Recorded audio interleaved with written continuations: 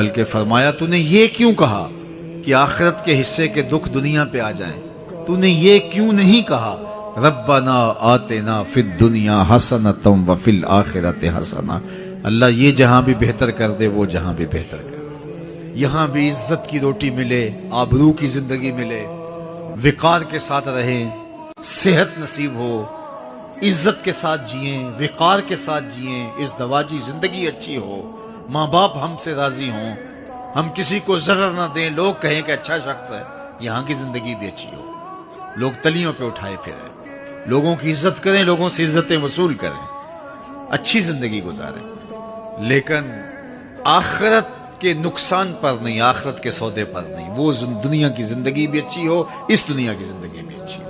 اس لیے خندق کھودتے صحابہ پر پیار آیا تو کہا اے اللہ زندگی تو آخرت کی زندگی ہے، میرے انصار کو بھی بخش دے، میرے مہاجروں کو بھی بخش دے۔